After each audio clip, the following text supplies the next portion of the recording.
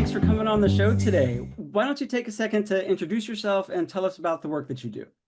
Hey, John, thanks for having me. My name is Keith Powers. I'm the Director of Leadership Growth and Development for Assured Partners. What I do is I actually go through across the country and work with our leadership level from entry-level leaders up to leaders of leaders and C-suite level executives be able to provide leadership development, which is something that is sorely lacking in the insurance industry. Okay, so when you think of like leadership development, especially from like that emerging leader through that seasoned leader, like what are the core skills that you're trying to help people obtain? I put them into three separate spots, and then there's sub skills that go from there. But I think that there's three pillars that you have as a leader. The first of which is going to be leading with honesty and integrity. Anything else that you do, and as far as leadership goes, if you do not have those two things, you will not be successful long term. We focus very largely on developing communication. So much inside of the corporate setting, when you take a look at what comes out from studies and surveys, is that people just don't understand what success is. And so, really trying to define in black and white terms what success is and what failure is. So that way, at the end of their workday, they know if they've had a successful day. And then the last one that we preach that I talk about is transparency, making sure that your team knows what's going on. As leaders, there are certain things that we can talk about, there's certain things that we can't talk about, but being honest about those things with your team so that way they're involved in the process and connected through with the organization.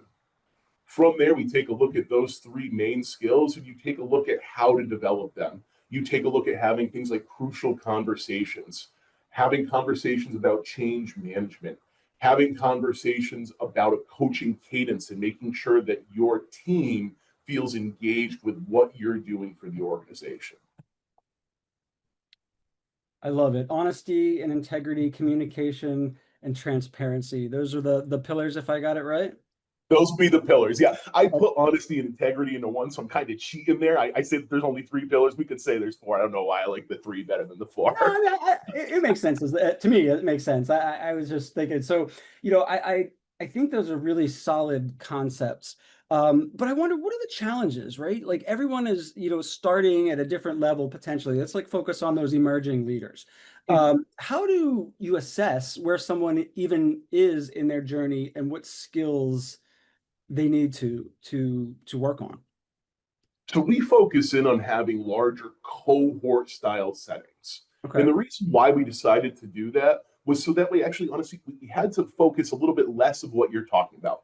We want to make sure that from the first level, we're developing that strong foundation of leadership. So we assume that all that information is going to come through. Now, with the cohort style settings that we have, we get a lot of value because listen, it's great to listen to me talk. I have a pretty decent voice from what I've been told over the years. But realistically, if I think I'm the smartest person in this room, I know that I'm probably amongst the least intelligent people in that room. So when we have this cohort style setting, we can work on the foundations and the fundamentals. So people that are just learning, just moving, or looking to move into leadership are able to pull that information. But in turn, kind of our little bit more seasoned managers or our people who are looking to level up their skills are able to come into these, still have those strong takeaways, but also be able to share their journey, which is just as powerful as the training material that I have, because they have those real life practical examples of what's going through. In addition, inside that cohort style setting, you get a lot of value from the relationships that you build amongst your peers.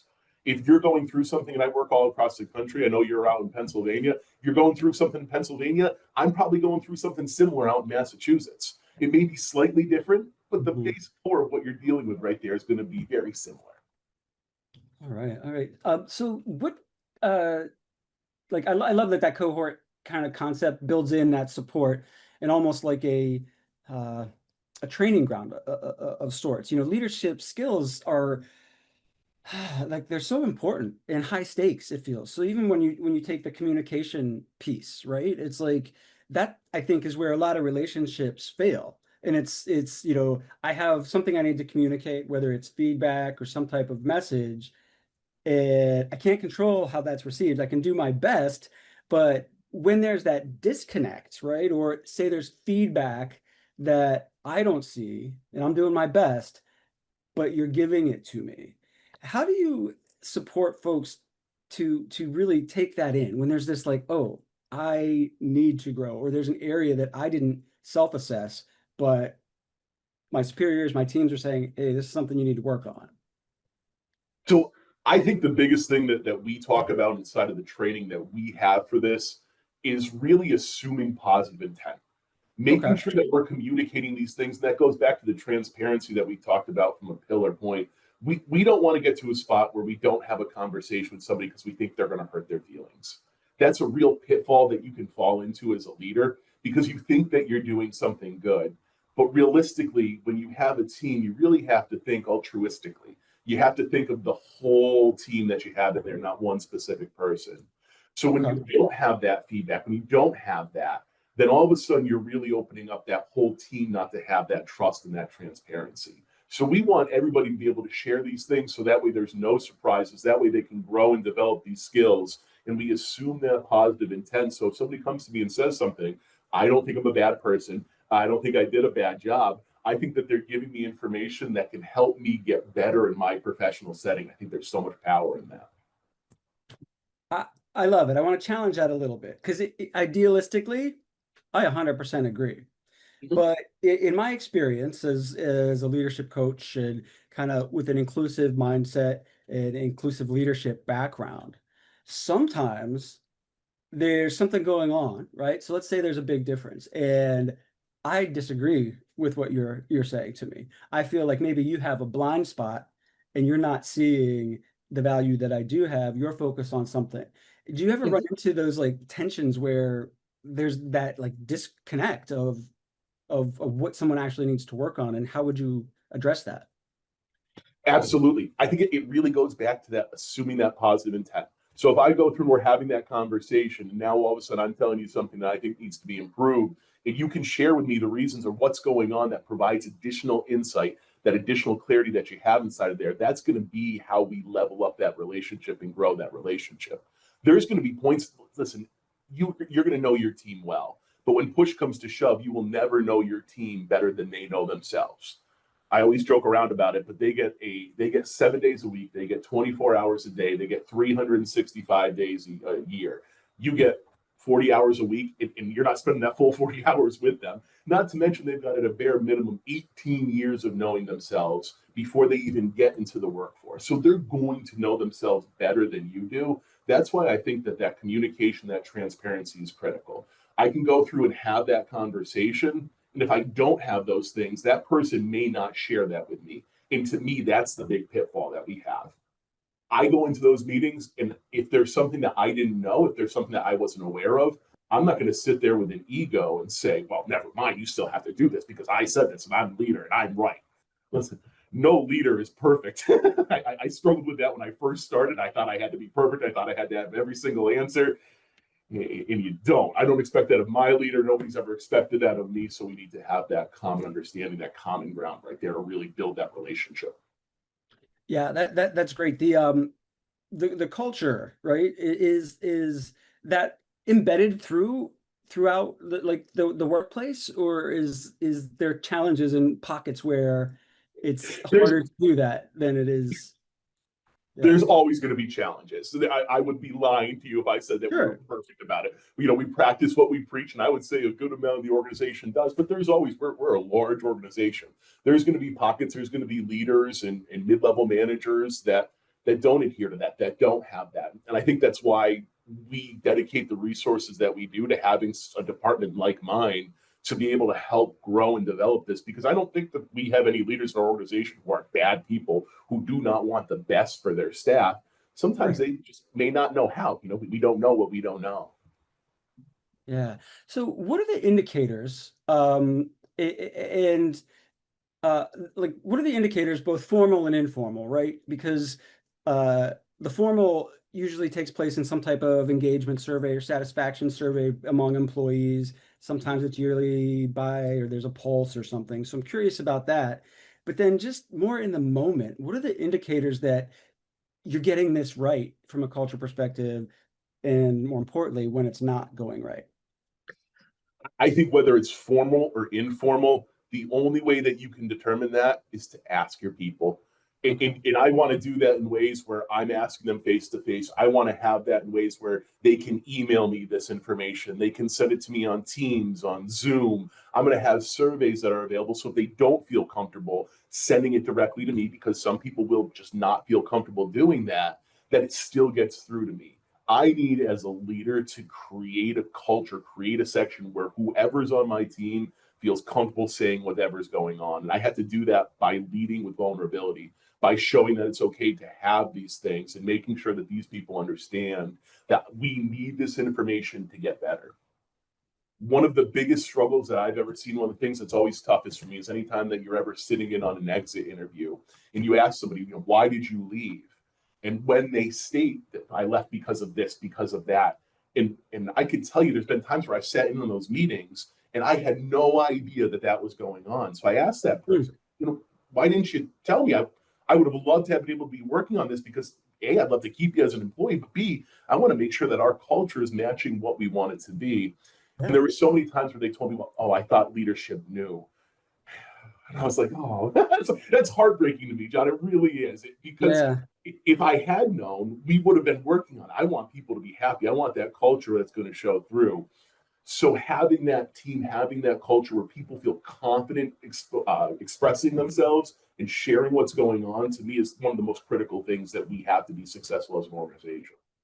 Yeah. I mean, and what are the kind of costs associated with turnover? Like when you lose somebody and then have to train or get someone I in, like, mean, it's mind-boggling when you take a look at those numbers. I think that the most recent number, not even just that, if you just lose that productivity from people, I think it's $7.8 billion that they had said was lost. Gallup had a study about that recently that was lost on lost productivity from people who were disengaged with organizations. That's startling to me. So I think that even before you get to that, before you get to the retraining, the recruiters that you have, the yeah. interview process that you have, the training process, the retraining process, the coaching, the development, all of that goes in there. And then you take a look at just the loss of productivity for people that don't leave. And it's just, so if I had hair, I'd be pulling it out. And is that like that, like you're referring to as like what the new term that I heard coming out of COVID was like that quiet quitting, like they just kind of stay there but just stop really kind of doing because they're not feeling like they're being valued or whatever. Is that what That's you're talking about? exactly it. Yep, 100%. All right. Oof. And I'm hoping that's not happening a lot, right? Right. But and I'm just like sitting here kind of feeling it's like, oh, when you find out something that you could have been working on as someone's walking out the door, just how much of a like a kick in the gut, that would be, or to hear. Um, from a like more of the seasoned leadership piece, like where do you think that disconnect was? Like how did they get to where, oh, I thought people knew, and then it was in fact they didn't know? Like what do you think happens? So I think in my industry, it's slightly different. If you think about the insurance industry, oftentimes the people that are successful, you start off, you open up a shop because you were making good money working for somebody else, and now you want to make a little bit of money for yourself. Great, support that. Then you start doing well, and all of a sudden you get a ton of telephone calls. Well, now you've got to have somebody to answer those telephone calls. So now you've got to hire somebody to service that book of business. And you keep doing well. Now you freed up some of your capacity. All of a sudden, you got to have an office. Well, what do you have to own? What do you have to have on staff when you have an office? You got to have somebody to open the door. Otherwise, there's people coming in left and right. They don't know what's going on. You probably got to have, all of a sudden, you're managing a team of 10, 15, 20 people. And you may have gone through training if you had been lucky with a previous organization, or if you've gone through and taken that on your own. But a lot of times, you're still out there trying to put food on your table. So you're still out there trying to get better at your initial role, and you don't have the time to be able to sink into this new role that you have. Mm. End up a little bit short-sighted. So I think inside the insurance world, the disconnect really comes from just a lack of knowledge. I think other industries right there, you may have similar feelings and similar settings, because I think that leadership growth and development is something that, as a country, we probably don't prioritize enough in organizations as they go through. And you see some of the leaders in certain companies that are out there. But I think that's a long answer for a short question. No, no. I mean, these issues are they're complex. If they were easy to answer or solve, like we wouldn't have these challenges. We wouldn't see that turnover or that frustration or that you know, reduction in productive output. Um, I don't think it's also, I know you mentioned it's not just unique to insurance, but I've seen this where, you know, executive level folks who are really seasoned in relationships and savvy with their words, and they have a level of awareness and they can speak to the connection and the importance of a company's mission and values. And then you've got that next layer down, or the newer manager who's got all these other pressures to like do and produce, and then that somehow doesn't seem like it's a priority any longer. It's important, and I know about it, but it gets sidelined. Do you have any tips or tricks on how to like kind of prevent that? Or Yes. what is it that does it? Like it's maybe it's self-awareness. What I mean, what do you think? Self-awareness is critical. That's the first step. And self-awareness, circling back to where we had talked about, because listen, self-awareness isn't just what I think of myself, it's what my team thinks of what's going on. So I think the first thing that I need to do is I need to have some structure with which my team feels comfortable coming to me, and a separate structure with which my team can provide feedback anonymously. So that way, no matter how that person is, I'm getting that feedback. Now that's going to keep me and keep that's going to keep me with them in mind.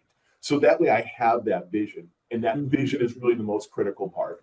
As a leader, you have to know your current reality and your future state goal, and you have to have a plan of how you're getting there.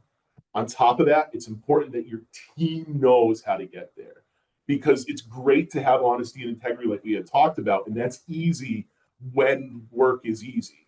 But we all know there's times when you have those days where something may be going on in your personal life. Maybe your dog's got an upset stomach, you're worried about them back at home, whatever it may be. And now you got to go into work. Now you got to do all of this. That's when we need that vision to really fall back on. And remember, in the tough times, this is why we do what we do, and this is what we do. And I think that that's the most critical part. When you have that vision, it allows for you to think into the future. And when you think into the future, you can get out of that stuck mindset where you're just trying to survive the day. And I think that that's oftentimes when you fall into that. You still want what's best for your people, but you're just trying to survive the day. And as you move further up in leadership, you need to shift it from surviving that day into understanding that that's just that day. We need to take a look 6 months out and where we want to be in a year and 5 years, and understand that that's just one of thousands of days that you're going to have on that path to that goal. Yeah. Interesting point about surviving the day. I am such a nerd on trying to understand the neuroscience of the behaviors that we do, kind of the internal drivers for the decisions, the actions that we take. And when you're focused on survival, it actually flames up a different part of your brain, that fight, flight, freeze, or peas kind of reaction. And that part of our brain is a very critical part for our survival and evolution, but it just hasn't evolved as, you know, in the way that we needed to with all of the input and we have today. So it could feel like survival, but like what I'm hearing you say is like it's just this day and we have to not lose track. But if you're in that state where you're feeling like this is a hit to it's a threat, it's a like I don't feel safe in this environment on some level. Like, how do you get someone from that back into that kind of more regulated brain space where they can do that level of thinking? For me, when I first heard about it, I thought it was corny personally, but for me, I start with breath. Just focusing it on the most simplistic thing that you have, Okay. making sure that you're grounding yourself and centering yourself, because realistically, we know that that is a response that we have to something, but it's not the only response. So it's one of those things where we need to take those breaths, pull ourselves from that scenario, because when you're in that, like you talked, that survival instinct that you have, you're not thinking anything about more than what, 5 minutes ahead of you, maybe 10. You know the science better than I do for sure, but you have that short-sighted vision. So you have to calm yourself and then look at that long-term picture. Tie back to that vision, tie back to how what you're doing impacts that vision. Understand that's part of what you need to do to get from where you are, your current reality, to your future state goal. So I mean, I want to dig a little. The breaths, there is some science behind that. Are you just like, all right, I got to take some deep breaths, or are you using something from like maybe a mindfulness meditation practice, or like some like box breathing, or some type of counting? Is there any method that you We use? talk about box breathing for sure, 100%. And we talk about, I don't know the term for it, but just two quick breaths in through your nose, one out through your mouth. Little. Okay. That's one of the ones that we found that I had found from my, luckily my partner is marvelous in the yoga space. She's a yoga I was gonna teacher. say that's a yoga thing. Yeah. Yeah. I am not smart enough to come up with some of these things that I talk about, but I'm smart enough to know the smart people that are around me. And so she had talked about that. I think there's so much power inside of that. I think that you can struggle in any kind of setting. You're going to have anxiety, especially nowadays. You see how commonplace anxiety is. And I'll be very honest with you. I think I struggle with anxiety from time to Yeah. time for sure. I think most of us probably do at this point with how stressful just life is. So having that grounding, having that centering to focus in on that big picture. Because when you get in that fight or flight, so much of that is, to me, now we're just in that survival mode. We got to get ourselves out of that survival mode and look at ways that we can try to thrive. Yeah, no, that's great. I believe it. And something as simple as trying to remember to just stop and take a breath or to count while you're breathing is sometimes really hard. Like it's hard, I think. Sometimes people don't even recognize that they've been existing in that state, like more often than they're not.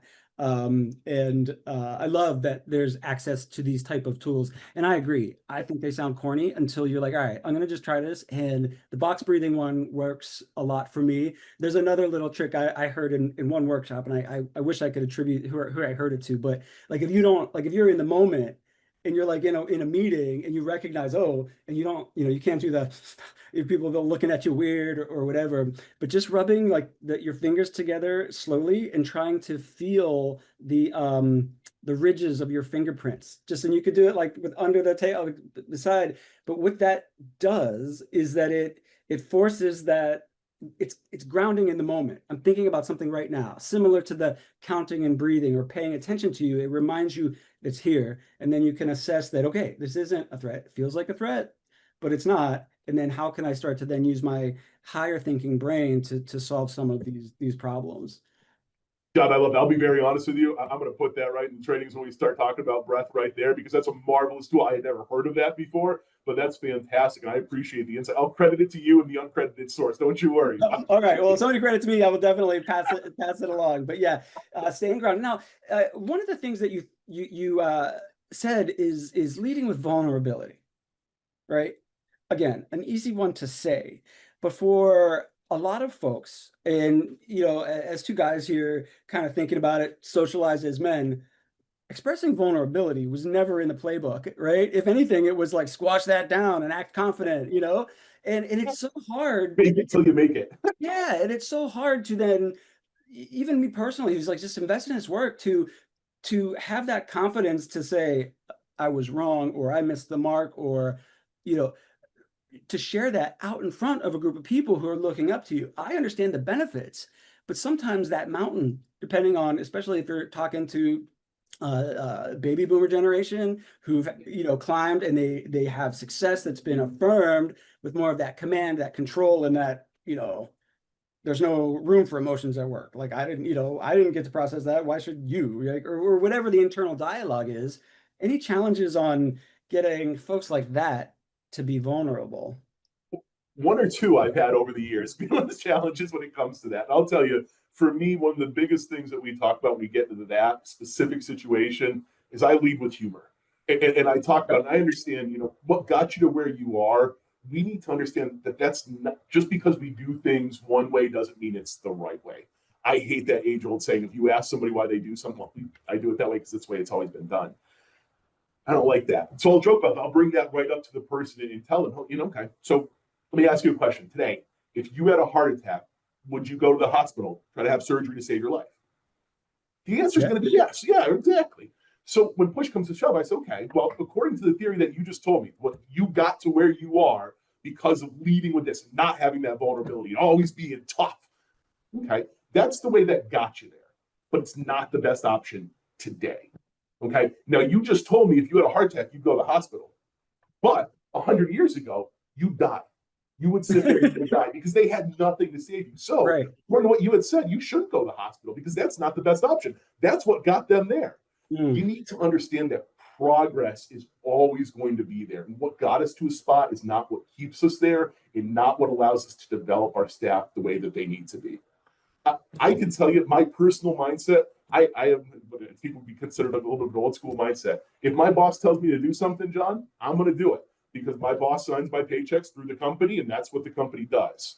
However, if I try to take that as a leader and force that mentality on other people, that is not going to work because I can't lead for what works for Keith.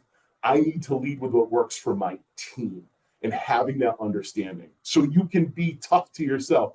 You can sit there and never feel bad. But with your team, you have to be honest and transparent. You have to have that communication. And that's what kind of ties all of those pillars together is that transparency and that vulnerability that you have as a leader.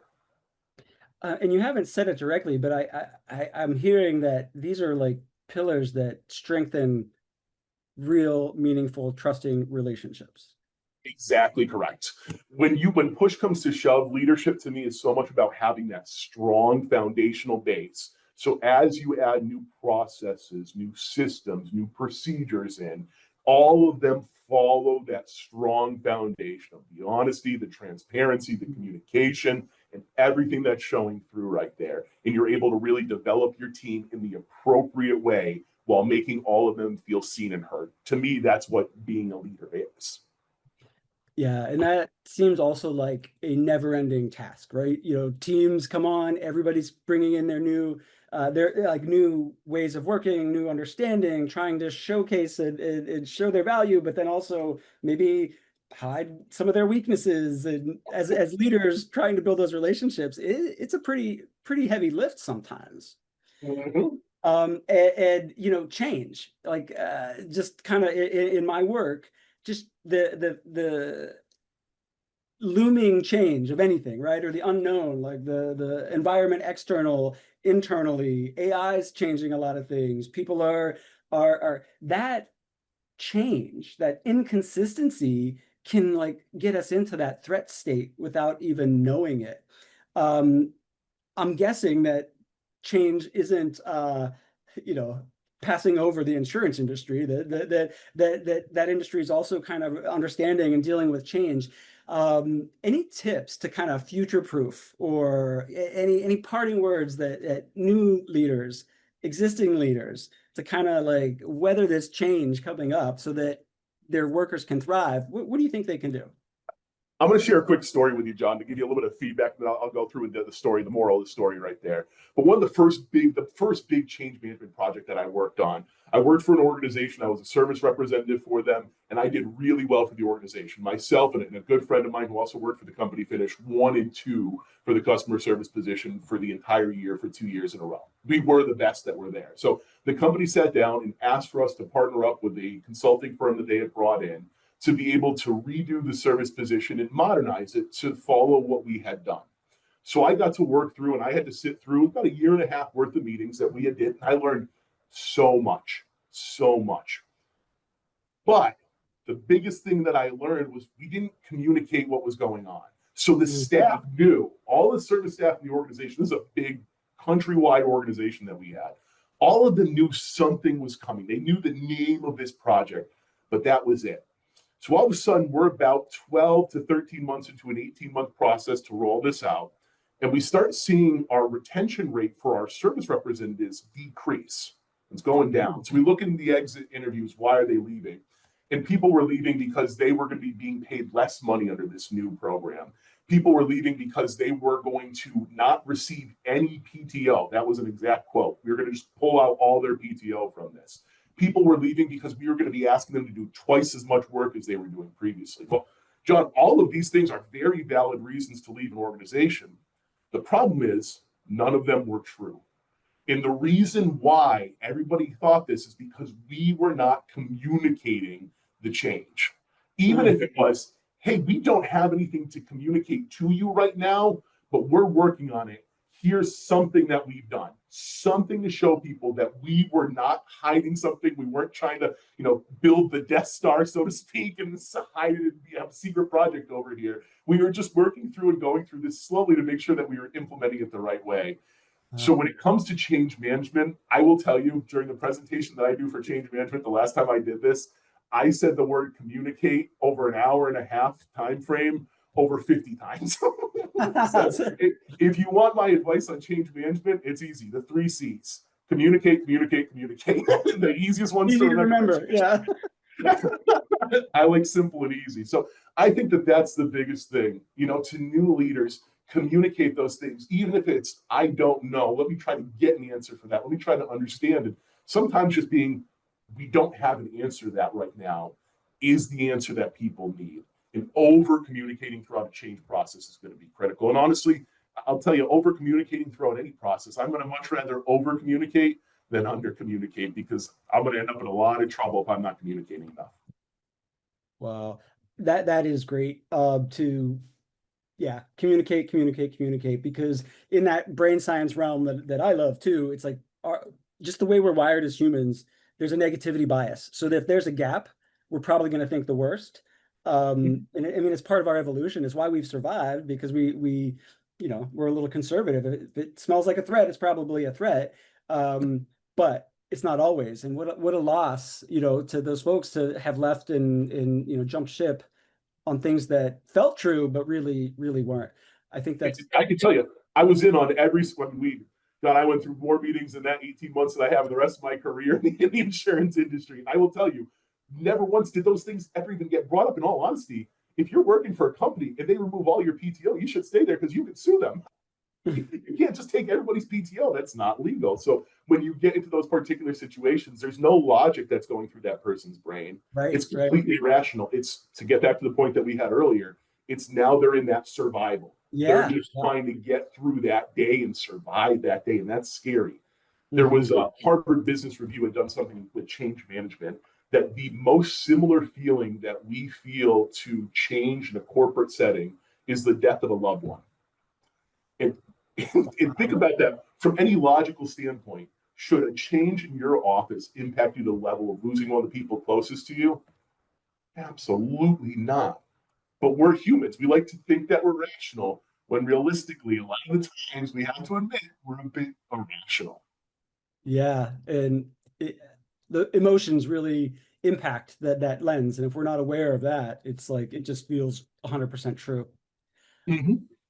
Keith, I feel like I could talk to you forever, but we need to wrap this up. Thank you so much for sharing your insights, and I love the leadership pillars that you are setting out at your company. I think that's really great. Thanks for making time and coming on the show today. John, I thank you for having me. I appreciate it. I love chatting with you. Fun guy to talk with. You got a great knowledge. So anytime you ever want to chat with me, I'm always here for a call. All right.